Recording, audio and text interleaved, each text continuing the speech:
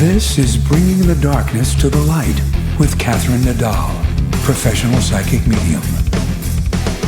Today's guest is Dave Anthony, lead vocalist in Ten Ton Mojo.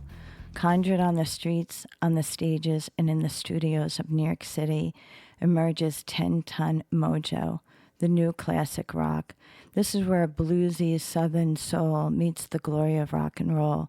Ten Ton Mojo is a rock band on the rise. Hailed in the press as easily the best rock band in New York City by the Aquarian Weekly, Ten Ton Mojo has been providing live support for Kicks, the Supersuckers, Molly Hatchet, Enuff Z'nuff, Saving Abel, John Five, the late Scott Weiland, and others. It's a pleasure to have you on, Dave. It's a pleasure to be here. How are you? Very good. So much fun. I know. I was thinking about you because, when we were talking recently, I recently purchased one of your 10 Ton Mojo sweatshirts. And last night I was walking around the PNC in New Jersey seeing Alice Cooper and Rob Zombie and, Ministry. And I was like advertising your band. I was like, I can't wait. I know. My friends were like, all right. They were like, give me your sweatshirt. We want to take a picture. So the next time we're going to go out, we're all going to do like photo shoots with your sweatshirt. Oh, but that's awesome. It's really eye catching. I hate to say it, but like there's so much with advertising nowadays, and that the whole way you have that sweatshirt and the whole back of it or whatever is really cool. So you were advertised last night. I love that you are saying it because we're the one catching your eye. So I'm glad that it's working. Very good. I know there's so much to talk about. I just want to start out in the beginning. So what were you like being like a younger person? Were you always involved in music, or do you remember like your first band? How did it all start for you, Dave? So, I guess when I was younger, I did a lot of choral music when I was really young, and even, I guess, going, church and whatnot with my family and what. But I really didn't enjoy that so much, so I kind of shirked away from singing. And later on, I guess, like high school and college, I was playing harmonica a bunch. And I started singing, and people started hearing me, and they were like, wow, you can really sing. And I was just like, yeah, I don't really want to. And it was kind of pushed on me, to be honest. The beginning, I kind of enjoyed being that kind of harmonica player, just in the background, just play a couple songs, get paid with the whole band, don't really have to work much, but kind of cool stuff that people always notice. It's like, oh, there's a harmonica guy in that band. But it is something that I have come to really enjoy and love now. I like being the front man, and it's a work in progress every day, I suppose. Like as far as the stage presence and interacting with the audience while you're playing. But I've always loved singing. It's just I didn't really enjoy what I was singing, and when I got into rock, I really enjoyed it. Yeah, it's interesting. So where did you grow up? Were you from the New York City area growing up? I am from a suburb of New York. Yes, I'm from Garden City, New York, which is Nassau County. Would be the first county, I suppose, that's not a borough of New York. Oh, wow. Yeah. So it's interesting because, when I was younger, I was really always into music. And I've talked about this in other interviews, but I remember in my Catholic grammar school growing up, they had like a talent show. And one of my buddies, Ricky, he played a Kiss song, he played drums on a Kiss song. And I was like, wow, so when people say, what was your first concert? I always go, well, Ricky Torrey in the, in the fourth grade, doing, his Kiss thing. But I was always involved in music. And it's kind of interesting because my parents were older. So their references were not the 1960s, even though I was born in the 1960s. They were really still into like the 1940s music. So when I started listening to heavy metal, being 14 and rock and roll stuff, oh, yeah. I remember my parents like really not wanting to buy albums for me. It was kind of like awkward. I was like trying to explain to them like, well, this is music. And my first concert was like Rat and Poison. So how was it in your family? Were they like supportive of music, or how was that? As far as playing music, I would say not so much on the rock level, but it wasn't like discouraged. It was just kind of something that was on my own to like, to do and figure out. We had I had an uncle who passed away under rough circumstances, which I'm not going to get into, but he was a guitar player on my mother's side, and my mom's, was a singer. Like I was saying, in church, we used to sing. And my dad's side, my uncle's a singer, and actually, and this is not through blood, I am related to Pat Benatar, through my aunt Irene, my great aunt Irene. Um, yeah, yeah, I'm technically related to Pat Benatar, but there's not really a lot of, like, I suppose, like, encouragement. It was just something I really enjoyed, a lot of music. I wasn't told that I couldn't. I was allowed to, like, use my house at times. It was not always encouraged, really, but it was, something that was tolerated, and it was allowed, I guess. It was, I wasn't discouraged from being able to play music. It was something that, my family did understand was good. They just didn't really like, I guess, what I was playing. So there's that. They did like it when I did acoustic stuff. There was times when I had acoustic bands and it was lighter. I suppose my dad was more appreciative of the rock side of things than my mom, being, I guess, just a lighter music, and she just liked lighter music. She liked the acoustic stuff more. So it was, I couldn't say it was discouraged. And going back, I guess, before with first concerts, I was taken to Peter, Paul and Mary when I was younger, so my parents also took me to see their music. And Oh, wow, that's really yeah, interesting. That's iconic. yeah, yeah. Yeah, that would be my first. The first album I was given was La Bamba. It was the single, La Bamba, Richie Valens. Oh, And that's terrific. So yeah, it's yeah, we had amazing an that old you reel to didn't, reel, and yeah. yeah, Wow. we had an old reel to reel and vinyl and stuff that I had on vinyl, but like reel to reel, we were always listening to like Peter, Paul and Mary and stuff. So that was a lot of what I was on. But my first concert that I went to was actually Allman Brothers. Wow. Well, that's a great choice. I am a huge fan of them. Wow. I love the Allman Brothers. My birthday is March 23rd, and they always come around. Well, not anymore, but when the Allman Brothers were together, they Pekin at the Beacon Theater was always around my birthday. So that was very fun to go down for that 2 weeks during my birthday. Yes, they were there for years at the Beacon. Very cool. Oh, So they it's loved kind it. of interesting. So growing up, how was your life? Like, what was your path in life? Um, I mean, early on, I guess, I was, really into baseball.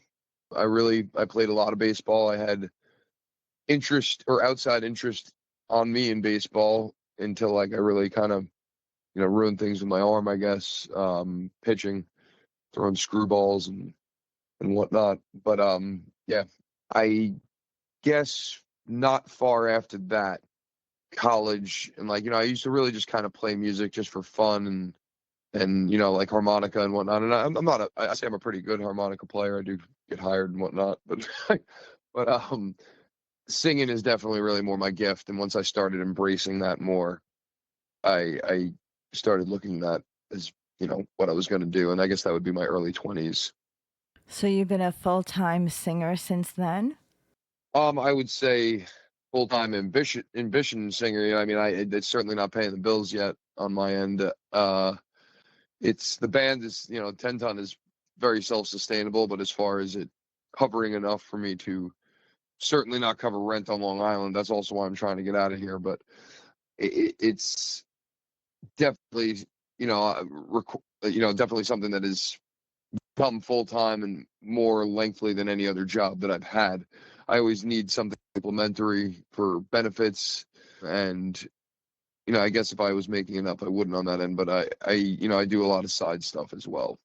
I was just going to say also what you were touching on. It's true. I mean, musicians, we rely on a lot of passive income also. So, like, I didn't even mention like royalties, things like Facebook bonuses and crap like that, and like, well, like other business, like, T-shirt sales of my own and stuff like that. So, there's other stuff you spin to make money as well on that end. Yeah, well, that's the life of a musician, You really have to be able to kind of jump around, especially the way the economy is nowadays. But it's interesting. So Yeah. have you, other than Ten Ton Mojo, which we're going to get to, what were the other bands that you got involved in? Oh, okay. So, I mean, currently I'm in a band called Featherstone, which I am actually, and it's kind of unfortunate actually that I'm leaving. I just don't really have time anymore. They're a great bunch of musicians, really, really great guys and really talented works coming out of that. But I don't really have enough time with everything going on with Ten Ton and just other things in my life where I'm trying to move and all that. They, they're based on Long Island, and that just wouldn't work. But I have been in quite a few bands. That band used to be called Peace Pipe Gypsy, so it had like some different members. I had a band for many, many years that was really my baby. It was called The Vinyl Plane, and I love that band. You can still look it up on Reverb Nation with the old music. I highly encourage people to do that. I love The Vinyl Plane. It is my favorite band ever. Well, that I was in. But I'm not to say the 10 Ton is probably more pleasing to the ear. It was just my personal favorite. It was my baby. It's something that I, just born and raised. We all love our own children the most, So tell me more about that band. How did that band start, or who were the members like? What was the music like? Well, Ten Ton was, excuse me. The Vinyl Plane was very, very rock and roll oriented and very old school rock and roll oriented. So we would definitely like Ten Ton Mojo's literally logo, which is our logo, is that we're the new classic rock. The Vinyl Plane had the same idea, but we were definitely far more jammy, I guess more on the lines of like the Allman Brothers and whatnot, but a bit more experimental at times. We were pretty eclectic. We went all over the rock and roll spectrum. We were rock, but we were not as defined as the Allman Brothers or Ten Ton would be. We were kind of a little all over the place, but we had some great tunes. Yeah, original music, or was that covers or a combination thereof? That was original. I mean, we'd throw some covers in there every now and then. They would always be classic rock covers, but that was essentially almost entirely original music. And the band had its ups and downs. There was many versions of that band that did really, really well. I remember, I think one of the highest points locally was we opened up for P-Funk on a February one year, like one of the 2000 teens or something like that. And that was amazing. That was at the Emporium before it changed to Stereo Garden, and it used to be a much bigger venue when it was Emporium. They sold half the venue to some food place next door, but when it was Emporium, it was pretty impressive. It's still impressive, I guess, at Stereo Garden. Well, that's so interesting. So it sounds like you got a lot of experience playing in that band, and you were able to, collaborate with other members of the band and put together some good music. So how did you leave that band, or how did that band come to an end for you to be able to move on to where you are now? It's funny. It actually did happen kind of. It is how it led to here. So I was really pretty much done with the Vinyl Plane because the version that existed there was now not. It did not involve the guitar player that I started it with, and the version that was there kind of wanted to start playing a lot more covers, and I was really not into that. It kind of ran its course, and around the exact same time, I was offered this chance to join Ten Ton Mojo, and that was actually through somebody you also interviewed already, which was Billy Cahood from Grimjack, and he basically knows Scott and referenced me to him, and was just like, "Hey, I know you guys are looking for a singer. There's this guy, Dave Anthony, looking, or he just left the band, and I know you guys are looking. I think it'd be a quick match." And the rest was history. I had an audition, and we're together now. Wow. Yeah. So Billy is a good friend of mine for many, many years. And I always enjoy speaking with him. He's completely such a deep guy and a really big spiritualist. But it's kind of interesting because when you go to see Billy play, he really has complete stage presence. So so if there's anyone to be friends with, he's the guy to be friends with, because he really is Oh, quite amazing on stage. he's fantastic. I love Billy. He's awesome. I've known him for years. Played alongside his band for years, and he's just a class act all around. I love him. He's awesome. So when you mentioned that he introduced you to Scott, is that the late Scott Weiland? No, actually, it'd be Scott Lano of Ten Ton Mojo. Oh, But okay. that would have been cool too. No, the band actually is, that would be the connection, for him. We actually opened for him, but yeah, Scott Lano and Billy, they tend to wear. If you've ever seen their hats, they're like very similar. I feel like if Billy were to be in Ten Ton Mojo in my position, it would be a great match as far as aesthetically. They would perfectly match. You know what I mean? They got those hats going. It would be a match made in heaven as far as the aesthetics and looks were concerned. Yes, well, for the sake of the audience, Billy always kind of puts himself all out in a very big fashion way. And the hat is really like a rockabilly kind of cowboy hat that he's always Yes. sporting. Yeah. So that's what that looks like. Wow. So it's interesting. So when you first joined Ten Ton Mojo, were they named that? Did you, there's a lot of members of the band. So when you first joined, was everyone still the same member of the band? And how did it come about with the name? Because I do know that you had provided me the definition of the mojo, which is a magical power, charm, or spell, a lucky, charismatic quality of natural or supernatural origin. So the whole name is kind of really cool. Tell me more about that. Well, yeah, no, I mean, I was not in the band for that, so I can't claim any ownership to that. But I do love the name of the band; it's fantastic. And yeah, as the lore and magic goes, with Ten Ton Mojo, the name, essentially to me, what drew it, and this is what I guess I always say because I can't really be, and vouch on that end. I do know the whole spiel and what Scott always goes with. But as far as for me, I mean, coming into it as a member joining the band, I just thought it was one of the coolest names I ever heard. It was just, it just meant like pure rock and roll masculinity. Like, yo, man, I'm here and I'm here to rock and take this stage and own it, And that's what it said to me. I was just like, yeah, it's like 10 Ton Mojo, high octane, burning fuel, taking it out, cut it up. Wow, that's cool. So how long was the band existing before you joined them?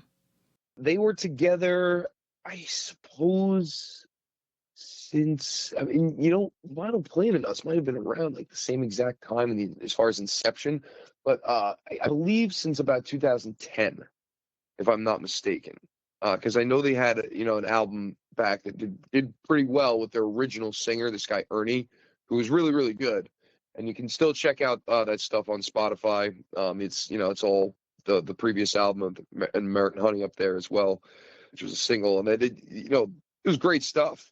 But I think they had a lull for a while when Ernie left, and actually I'm sure they did, because that would be how they happened upon me at some point. But they were definitely not doing as well, not gigging as well, not getting out there. I'm not discrediting any of the other singers that they had out there, but it just wasn't working. Maybe the mesh just wasn't there. They just weren't working together, and you know came to us, and it's funny, things were kind of, I could see things were kind of falling out, but I liked the band just as we were kind of starting up, but we got some really good gigs and we got some stuff and like interest back in it, and it really just started shooting up fast. And that's kind of how these things work in music. I was just telling my friend who I was on the phone with this morning, and she's joining a brand new band. I was trying to help her get back into singing, and I'm telling her, I'm just like, music's just like a wave. It's not, you don't get all upset when the wave crashes. I mean, it sucks, but I mean, there's always going to be a wave. It's not like music ends. You can always play more music. Well, that's true. So 2010, so when did you join? Like on the timeline. I So, I joined, I guess, fairly recently on that timeline. I am 2018, 2019, kind of right in that little pocket there. We started talking and auditioning in 2018. I was officially in the band 2019. That was my first show. so that's interesting. So these bands that have provided live support for Kicks and Supersuckers and Molly Hatchet and the list goes on and on. Was that prior to you joining or while you were still with them? Some yes, some no. And you mentioned a few that I was already, and a few that I didn't write in there. But yeah, I mean, we just well, Kix isn't around anymore, but we did open for Kix prior and ending. We still open for Ronnie sometimes in the Blues Vultures, who was a member of Kix. But yeah, we did open for Kix together. I remember the other ones you mentioned in there, but yes, we've opened for a few. We did Texas Hippie Coalition. I was with Spread Eagle. We did Brian's Backyard Barbecue, which had a number of really high-end names that I just, there's just far too many to really kind of cycle through right now on that one because that was like a festival type thing. But yeah, no, that we've definitely done quite a few together. That's cool. It's interesting, and I always tell this to people, it's when people join bands, you actually you think you're auditioning, but you're also not just auditioning, you're almost interviewing the band, So when you met these guys, how did you feel? Did you feel like you had an instant connection right away? Did you feel like you guys were gelling immediately? How did that work? It's funny you say that, and I do always look at it that way. Yeah, I did feel, especially music wise, an instant connection. And the guys were cool, it was very receptive. The writing process is a little different. I mean, but I guess I wouldn't have known that at audition time. But I mean, the writing process was slightly different than what I was used to, but was able to kind of get, within about a year, we started really kind of gelling more on that level. But it was it was definitely something that immediately I personally really dug. They had a song Carmelita and American Honey. Carmelita I'm actually recorded on, so that was a brand new one that they had just kind of come up with. And American Honey is one that they have had recorded for quite some time. Both of those tunes hit me, and I was like, whoa. I was like, and then they told me Carmelita's like not recorded. I'm like, oh, awesome. I was like, that's fantastic. I was like, that was my favorite one. So I could see they still had a lot left in the tank, and it was, still sounding good with the old stuff. The new stuff was sounding promising. It sounded like they had a really good package. They had a lot of merchandise, it looked like, when I looked at their stuff. I even actually called their old singer to ask why, what happened. I did my homework on it. But yeah, it was definitely something that I really, really dug, but did, also, like you were saying, I did interview as well. I did my diligence and everything. They crossed off, checked all my boxes. Yes, you make a lot of good points there. It's kind of interesting because some people say, well, it must be fun to be in a band, but there's been many famous bands out there that have had a lot of drama in them, from Fleetwood Mac to all sorts of them, So the chemistry of people working together and also understanding the direction of the band. So when you came in and heard that song Carmelita and the other one that you had mentioned, to me that's really the most important thing because you're the singer of the band. So it's not just learning notes, but you're the one that has to speak these words. And in a lot of bands, the songs kind of have a theme, or the songs kind of go along with a theme. So for the fact that you're the singer, it's not just singing words, but you have to put your own emotion into it. So what did you find was the theme of this band when you first started discovering their written work? Yeah, I mean, I'm glad you actually said that because I actually made it a point to say that I wanted to play a lot of the old stuff this band, because one, they had a fan base, and that fan base deserves to hear the music that they liked. I mean, you don't stop playing popular songs just because you have a new singer. I mean, that's if you have people that enjoy that, you encourage that. But yeah, and two, I like the lyrics. I liked what they were coming up with. I mean, me and Scott worked together a lot with like lyrics, and Paul, and the whole band as well. I'm not trying to say anybody's really not involved, but like I would say more often Scott likes to really get involved because I'm being the singer. It's generally I'll be doing a lot of stuff early on. I'll say though, a lot of stuff was pre-written for some of the early stuff, and then I'd add stuff. But I like the lyrics that were previously there. Like I enjoyed the themes, and the themes that I saw there were kind of, I like a lot of bands, you saw some heartbreak and stuff in there, some struggle, some resilience, some rising up. It was, rock and roll music for, blue collar, for bikers, for those that love rock and roll. You know what I mean? Like it's I guess an intangible quality that I'm trying to touch on and put in with words here, but it just sounded rock and roll to me. I mean, that we take time to make sure that things not only tell a story that we're trying to tell, but we make sure it sounds shaped up into a way that it is a rock and roll way. I mean, there's a way of saying something, saying a story and saying the same thing in a kind of wussy way, and then there's a way of saying it in a kind of more manly kind of way, or more like, I don't know, I don't want to make it sexist, but I mean, more like more affirmative kind of way. That's so funny though, It's interesting because many bands that I've known, over the years, it's kind of interesting because I'll throw out a song and say, "This is my favorite song," and they're like, "Really?" It's so funny because like the fan may have their favorite song, but the band itself might say, "Oh no, I love this one because of the guitar riff or whatever."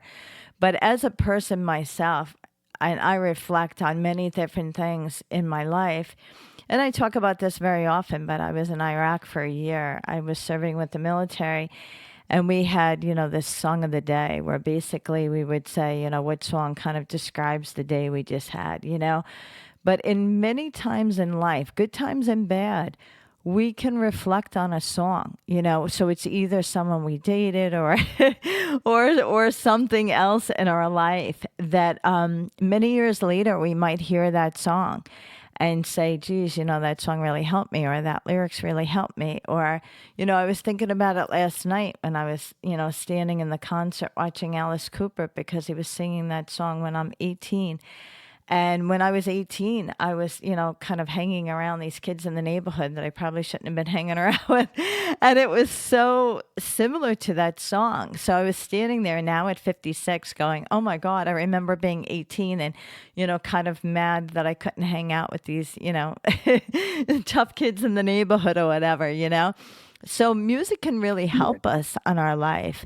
So since you joined the band and now participating in the writing of songs, which song do you think that you could pull out that you could say was maybe inspired by a life experience of yourself, or maybe a life experience that you had through a different song that wasn't part of Ten Ton Mojo? Well, the first part I understand. I guess I'm not sure really I understand the second part of your, but I'll answer the first one first. I would say, obviously more of the later tunes, the last album would have a lot more of, my life experience in there. And, even say Bad Love would probably be the earliest song that had a lot more of my stuff in there.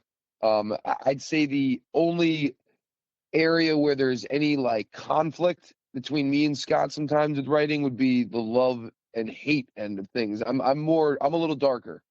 I feel, and I'm not saying that I've experienced more. I guess maybe I focused on it more, the harsher things in life and things that have been more difficult, and rising up and fighting adversity and more or less on that end. But which I think the fighting adversity and Scott would, be me and him kind of agree on in that line. But he's more on the love, and like he likes, bringing in more like a bring you in kind of element, which we do both agree on when it comes to like, talking about cities and places we've been. We're talking about a story, you know what I mean? But we both definitely tend to agree on the like telling of a story. And that's, like you were saying there, it's got to be something that is telling some type of, it can't just be a mash of words. It's got to be something that does tell a story, and it should have some meaning to you, you know what I mean? And even the ones that came before me, I do try to find things that I can relate to. Since I'm the one singing it, I want to have some feeling where I'm like, okay, yeah, I can dig this. And then I can definitely see their previous singer had some things like that as well. Or he like songs like Made to Suffer. Love that. I mean, it's just great. It's really like, oh, that's some hardships going on there. You know what I mean? So, I mean, that, and I think that balance is really good for music. See, for me, I don't look at conflict necessarily as a bad thing. I think that's great for writing. I think it's bad to have linear writing. I think it's good to have, multiple musicians that have different ideas so that you create an idea that's, you're going for this central idea as far as rock and roll, but you guys end up coming up with something really great, that's a little different. It's got something edge about it that's just, that makes you guys, pop and shine and break out from the rest.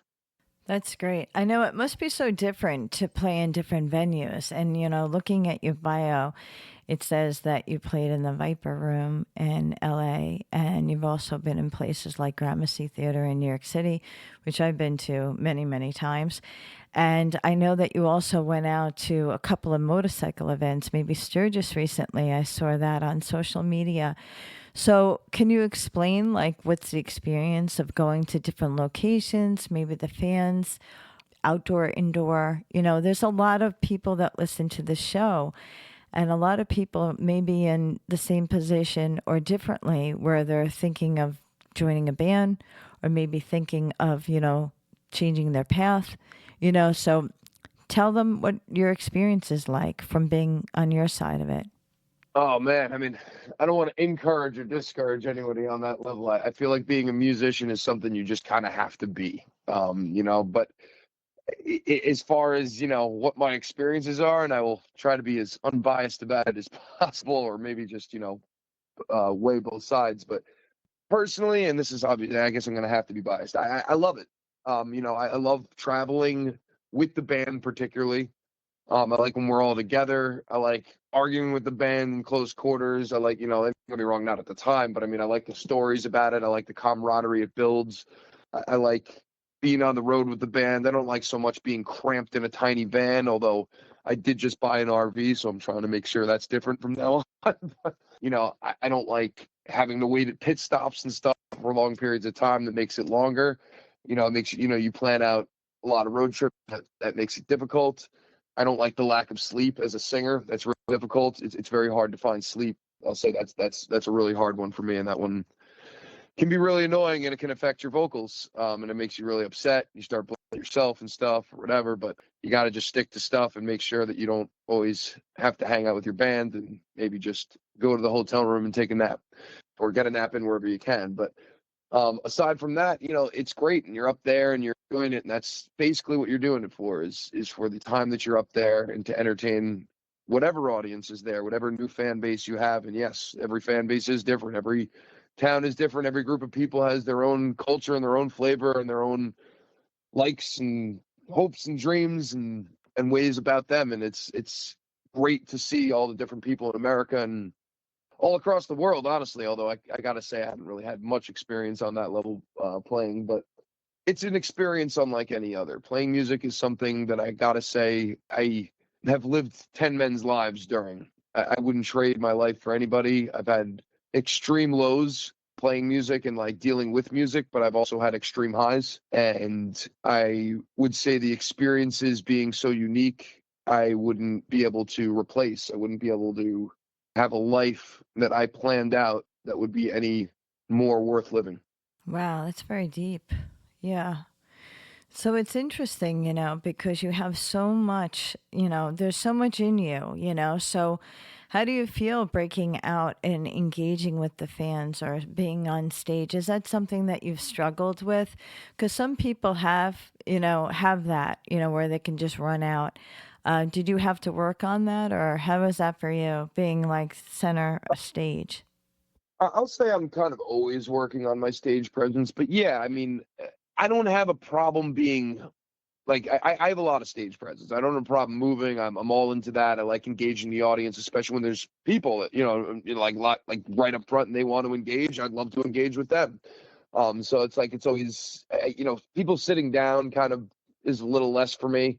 I like when people are standing and they're up front. They're like all hype, but I get it. It's whatever venue you're at, but. I do love engaging with fans. I mean, that's definitely something I really do like doing. I don't like talking on stage so much. I'll say that. And I had one of the best and worst compliments I've ever got. It was that I was compared to Chris Robinson. And the guy was like, hold on.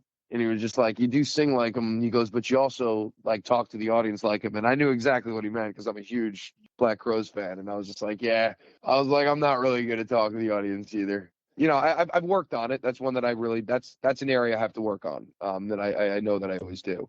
Another one would be, I do have a lot of stage presence, so I tend to step on pedals and knock things out. And, that tends to usually be Scott, because Scott's on the side with less musicians, So there's more room over there, and I tend to walk around over there. And we'll get a little upset at each other. He understands. He understands it's part of the show, but it's like, he doesn't want me knocking his stuff out. And I don't really want to be knocking his stuff out. It's not part of the show. We want to Yeah. keep him plugged in.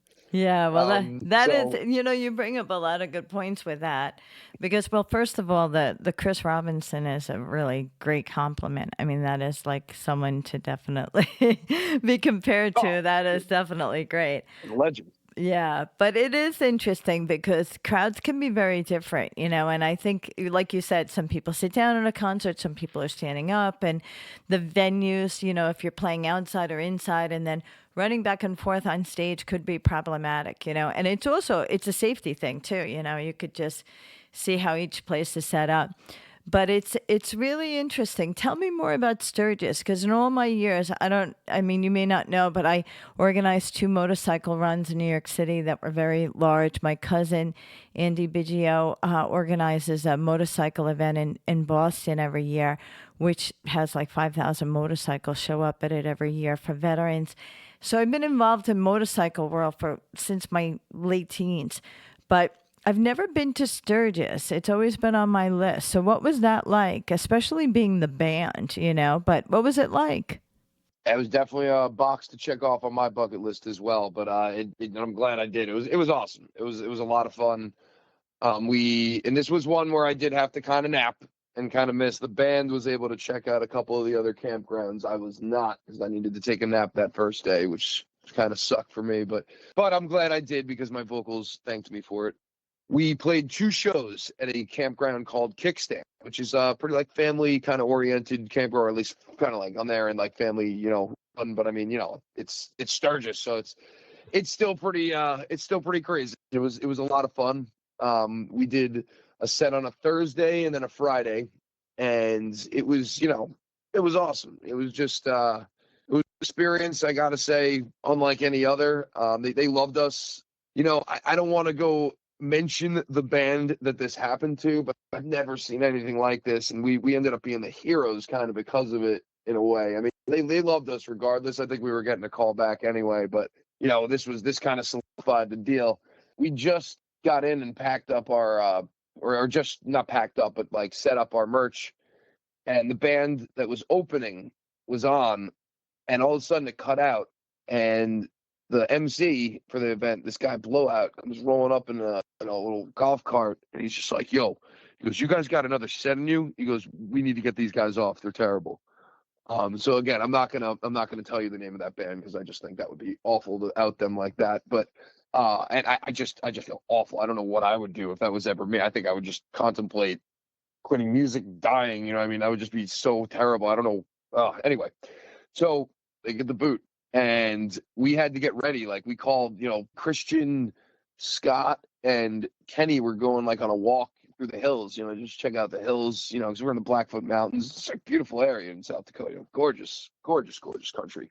And we called them on their cell phone. I'm like, "Dude, we got to get back here. Band meeting, emergency band meeting." And everyone's like, we got this set. We're already kind of tapped, because we got 2 days we're playing. You know what I mean? And we're playing 90-minute sets for each one. We're just like, all right, well, we'll just repeat some songs here and this and that. All right. So we ended up putting half a set together. Like, you know what I mean? Because their set had already gone into some, and we just basically covered the rest of the time. And then we played our set. So it was an interesting time, and it was really cool. Wow. Well, again, a huge compliment, and I understand that, it sounds, it's an outdoor event, but the crowd gets large, 1994, I went to Woodstock, and a lot of people were remembering Woodstock of the 60s, but this was Woodstock of 1994, which was torrential rains, and it was muddy, Right. and they had 2 different stages. They had a north stage and a south stage, and big acts were there. Like, I remember seeing Aerosmith there. And you're right. when something doesn't go right, or if something is not, the crowd reacts, like you can really want to mitigate that very quickly, because you can imagine like a place like Sturgis. I mean, you don't want the fan base like kind of like turning on turning on each other or turning on the stage, so that's really, that is what I'm talking about. These are the kind of stories that young musicians kind of need to hear. Everything is not always perfect, and everything doesn't always go super smoothly. And it kind of builds character sometimes, and especially I'm sure that other band, they probably needed to see that. Sometimes people say, well, just push them along in life. And pushing along in life is not always helping people. I learned that many years ago. You have to really, confront things in life and say you either got it or you don't have it. And obviously 10 Ton Mojo has it, because you guys were brought back in. So that's awesome. That's right. Got the mojo. Exactly. Perfect name is right. So that's so funny. So have you had any other experiences where you kind of had to do a gig last minute, or have maybe something happen during your gig? Like I remember being at Woodstock, which of course was a weather kind of somewhat emergency, but where you had to have a delay, or maybe miss a flight, or, miss a show, or did anything like that have happened to you? Yeah, I mean, I think that's got to happen to every musician along the course. But I got to say, there hasn't been too many mishaps with Mojo. We've been pretty organized. We got a great road manager too, and this guy Kyle Brower. I'm giving him a quick shout out here. He's gonna love that too. So he's saying we don't give him enough credit, so I'm always making sure that Kyle gets the credit he deserves. No, I'm just kidding. Kyle never asks for any credit. He's an awesome guy. He definitely keeps us in line, and I would say, yeah, we've had some last minutes that we've had to fill in plenty, and we had something canceled recently that just kind of didn't set up. So when we came back from Sturgis, we were supposed to play a show in Central Park. And it was for a really good cause too. It was like Rock Against Racism, and I was actually the first one there, and everyone was telling me, "Oh no, they'll be there." I'm like, "Yeah," I was like, I don't see anything set up yet." I was like, it seems like you're going to need some time to set this up, and I was right. They definitely did need time, so we ended up rolling out without even playing. We gave up our slot. They were cool about it. Everything, they honored everything that was agreed on. We didn't have to do anything that we showed up or whatever. It was cool, I guess, but we just didn't get to perform. It would have been kind of cool to perform in, I'm sorry, not Central Park, Washington Square Park. Which I didn't even know they had shows there. I was like, oh, that sounds kind of cool. So it would have been kind of cool to do that, but we ended up having a cool day in the city, so it was fun. Well, that's neat. So what is the process of recording? So when you say, you could check them out, check you guys out on YouTube or Spotify, tell me about the recording process for you guys. So we have a really pretty awesome studio that we go to, I guess. We go to SST in Weehawken, which most people have never heard of. At least most people have never heard of it, probably. A lot of big musicians have been there, though, actually in the past as well. Used to be the old Record Plant Studio. If anybody has ever heard of that or remember it, it's pretty impressive in there. It's awesome. It's huge, and it's kind of bigger than us, but we're happy to be there. And last time we usually get somebody to produce. Last time we had Max Norman. We're hoping we'll also be able to mix on this one, although he's back down in Florida in your area, so we're not going to be able to have him produce on this one. But we do have this great guy Billy actually helping us out on that end, who is one of the studio engineers at SST, and he's worked with various guys, including Max. So he's a wealth of knowledge himself. And yeah, essentially our writing process at the studio is we come in there with as much info as we possibly can beforehand, so we're not wasting money in there, because it's quite a lot of money to do this stuff. It's expensive to record, and hiring producers and all this, all this stuff. It's expensive recording. So we're trying to minimize as much time in there as possible, because that's ultimately what you're paying for, is time in the studio. So we try to get everything done in our home studio as much as possible, so that it's practiced, it's ready to go, and then we have it ready to go for the studio. But there's still quite a lot of work that gets done there. There's new ideas that come up. particularly I'd say on guitar and vocals, there's new stuff that will be like, oh wait, let me try that. Let me try, you know what I mean? So it's or somebody else will have an idea and have me try that or whatever, or Scott, why don't you play that note? Or it's so there's a lot involved in it. We all kind of get involved in it. It's good to have a lot of cooks in the kitchen at that point. I guess it can be a little annoying, but it's good for the writing, you know what I mean? Because now we're about to put it on paper rather than, just actually starting the song. So like when a song starts, I feel like it's better to have just a few people, maybe 2, 3 at most. And then as it evolves, it's great to have, the whole, everybody kind of like, all right, this is what it, shape it up. Well, that's good. So do you have anything that's coming up now for recording in the future with Ten Ton Mojo? Yes, we do. We got Rebel Heart Gypsy Soul, which is actually the name of our last album. So not to be confused with the album, we have a single that we're following up the album with called Rebel Heart Gypsy Soul, kind of one of those cool old school deals. And I believe that is going to be the next single we're releasing. So don't count me on that, but I'm pretty sure that is. We have another single called Next Time, and that thing's that's a real banger, man. People are loving that one. Not the Rebel Heart Gypsy Soul is not, but it seems to be catching a lot of ears, and people are really, really digging Next Time. And then on top of that, because those songs are actually already recorded, we're down to we're finishing up vocals on those, so those are almost done. But then we got a bunch after that we're ready because we're about to pitch an EP, and we're looking at some bigger moves for Ten Ton Mojo. I don't want to say too much right now and reveal all of our tricks and all the cards up our sleeve, but we are definitely looking at having a good 2025. That's great. Just to circle back, when I think about your timeline, because you're doing so much, we're in 2024 now. You only just joined this band like in 2018, 2019. That period of time seems kind of critical because it wasn't long after being in this band that the world experienced COVID. So what happened during that time? That's true. Well, and I was with the band during that time. We and Scott and I actually both like to say we pivoted. We pivoted well. We made a lot of really good business decisions during the pandemic. We kind of adjusted some merch ideas. Some of them, some good, some not. But we tested around with that because it was something we could do then, and we had time to. We recorded also and wrote a bunch of music at the time, and we really gelled with the band and did as much as we could to expand things in as many areas as we could that we were allowed to at the time. Yes, particularly in New York, it was very difficult. Well, yeah, I know. I'm in the New York City area too, and I work full time as a nurse, so I totally understood the whole situation during COVID. But it was interesting because a lot of people became super creative during that time. And for the music business, I mean, nobody was really touring. But the idea that kind of everything was kind of in a standstill, did you find that you found some creativity during that time, or was that an inspiration? I gotta say, not so much for me.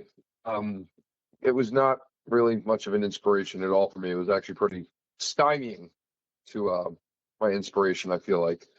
But I do think probably now, coming out of it, that yes, it absolutely spurred, things and emotions. But I think it was one of those things that was just so kind of crushing at the time, and just there's a lot of stuff that was going to happen, and just in general in life, and it was not, I don't know. I guess there's personal stuff involved in me. I was formerly married, and I do think the pandemic had a lot to do with that ending, but I think it didn't really help anybody's mental health, hers included, or anybody's really. But anyway, I'm not going to really get into a political portion of the pandemic, but as far as music, it didn't really help me as far as a musician, no.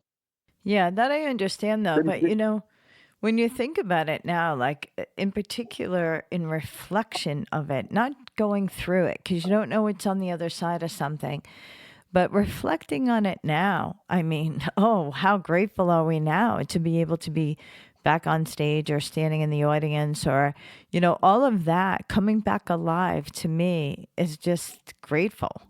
Just even standing at the concert last night, looking around at thousands of people, I was like, wow, some people didn't think that was ever going to happen again.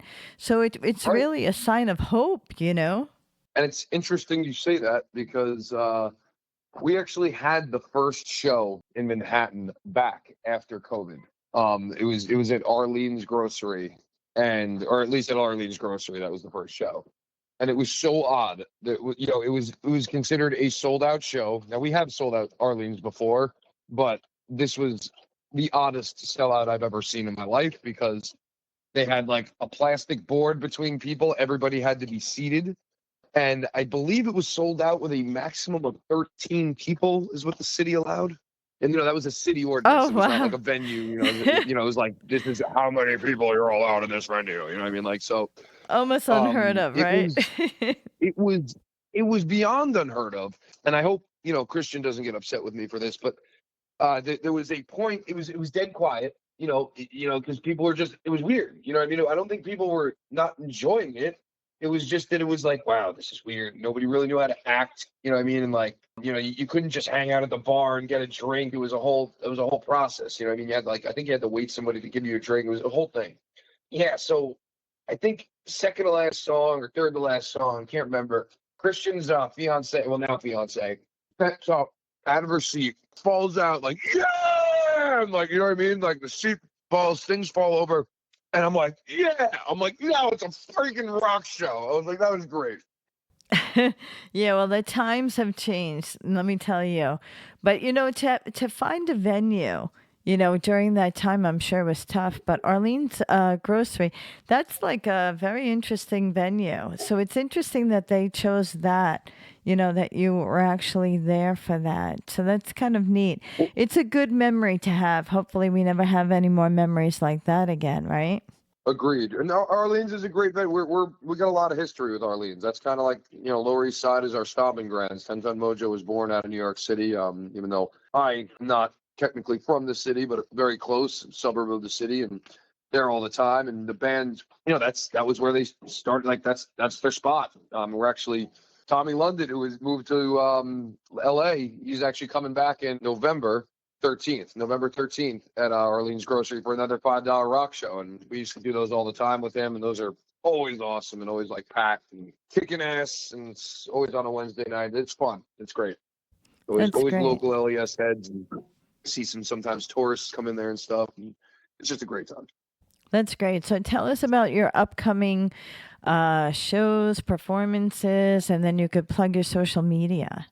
Well, I guess that would have been one of the shows. So we got November 13th at Arlene's Grocery, $5 rock show with Tommy London. We got the 29th of September. So we're off for a bit. Like as I was saying, we are recording and we're in the process of recording still. So we're going to be in and out of the studio right now. And the next show will be the 29th, Sunday the 29th at Riedelbauer's Resort, which is really cool. It's like a Oktoberfest thing up there during October, which is kind of cool. Most people don't know. Oktoberfest is actually in September, the end of September. And yeah, so that's going to be really fun. It's actually celebrating an anniversary too. Friend of the band, or friends of the band, I should say. So that should be really fun. It's going to be I'm just going to say some really awesome bands that we're playing. And we're waiting on, again, I don't want to definitely say anything on this one, but on the 3rd of October, we'll be back at the Garage in Pleasantville, Lucy's. That's tentative, so I can't really give you anything. I'm literally just looking at my schedule. I cook breakfast right now. And October, I believe we're going to be on Long Island somewhere also. That's tentative, so I don't want to bring too much on that. We'll be at Dingbats for our Christmas show on the. Oh, wait a minute. That might be tentative too, but possibly tentative on Dingbats on the 14th, or tentative Christmas show there.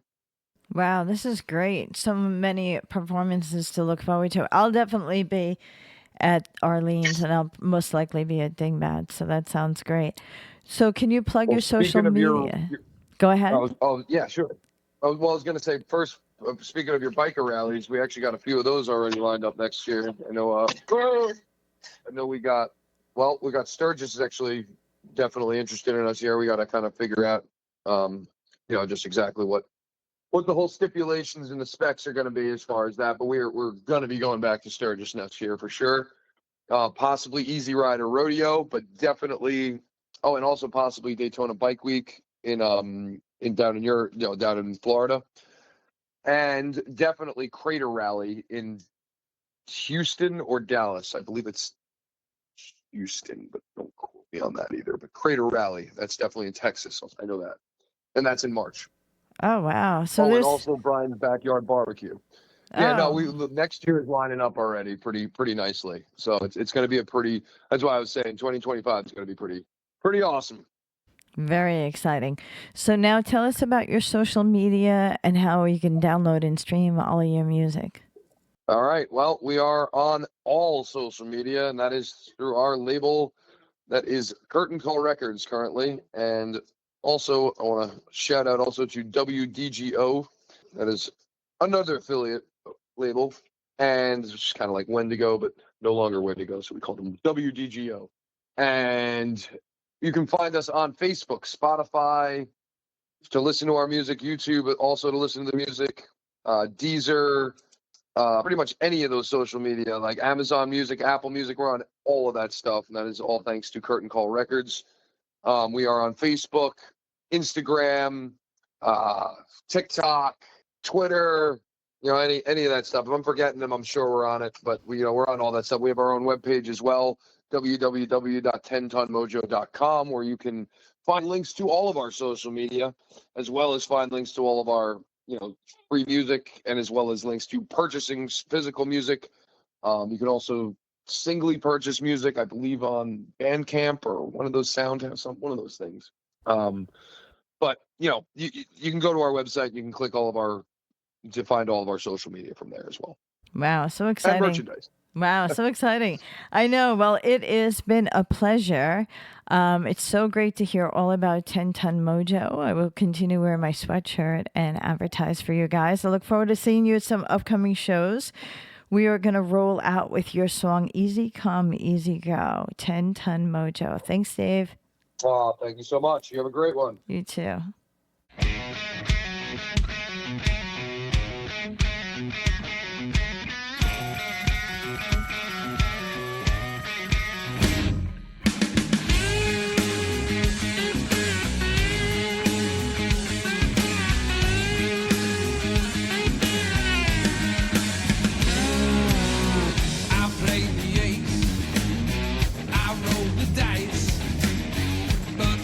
Can't buy love, no need to tell me twice.